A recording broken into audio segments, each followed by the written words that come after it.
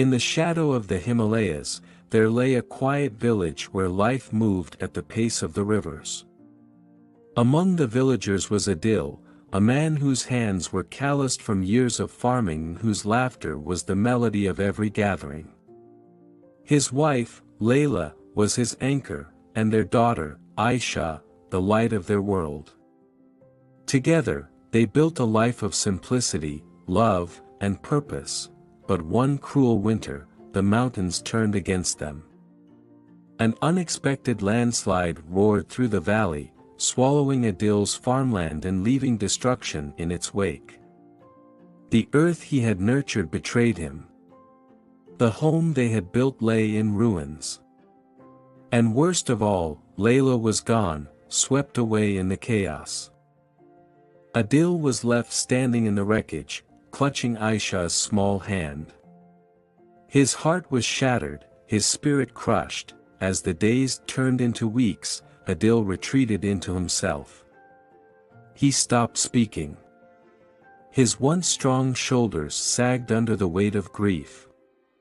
His hands, which had once nurtured life, now trembled with despair. Aisha, just 10 years old, watched her father fade. She saw the man who had once been her hero crumble before her eyes.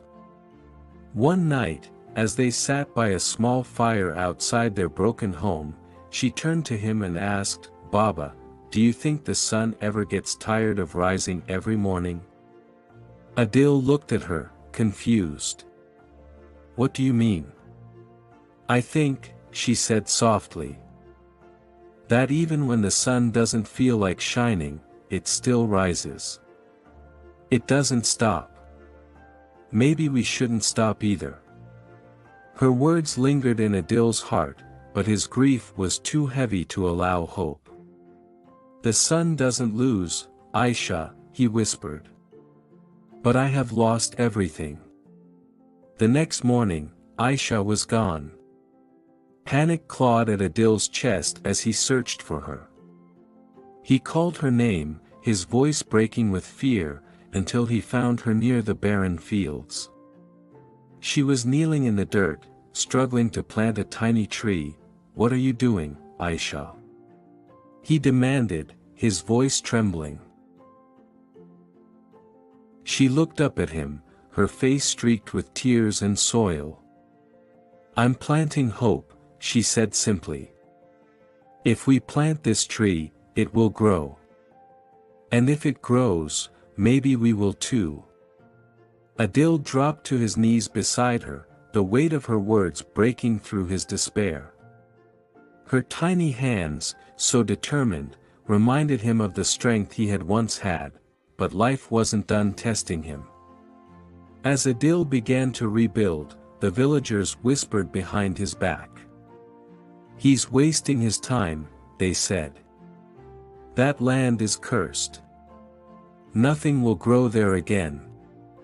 The whispers grew louder when Rahim, a wealthy and cruel landowner, approached Adil with an offer.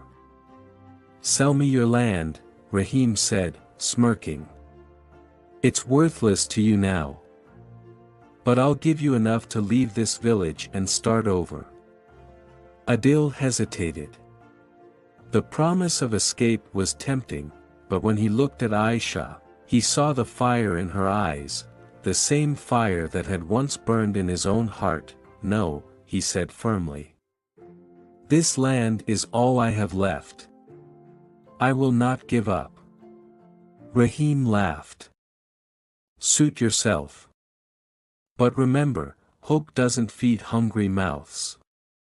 Adil turned his back on Rahim and his doubts, throwing himself into the work. The days were long and grueling, and the nights were filled with aching muscles and whispered prayers. Yet through it all, Aisha never stopped smiling. One day, when Adil was on the verge of giving up, he returned home to find Aisha sitting beneath the tiny tree. It had grown taller than he'd imagined possible, its green leaves reaching for the sky. "See, Baba," she said, her voice filled with triumph. "It's growing. Just like us." something inside Adil shifted. For the first time in months, he felt a glimmer of pride, a spark of hope. He realized that life, like the tree, could only grow if he refused to stop nurturing it. The tree Aisha had planted grew into a towering oak, its roots strong and unyielding, much like the father and daughter who had refused to give up. Under its shade, Adil would often sit with Aisha, their laughter echoing across the fields. One evening, as the sun dipped below the horizon, Aisha turned to her father and said, "Baba, do you think the stars ever get tired of shining?" Adil smiled, his eyes brimming with tears. "Maybe they do," he said, "but they shine anyway. And so will we." Moral of the story, even in the face of overwhelming loss, the smallest act of hope can spark a fire strong enough to overcome the darkest of times. When all seems lost, remember that resilience isn't about never falling, it's about rising every single time.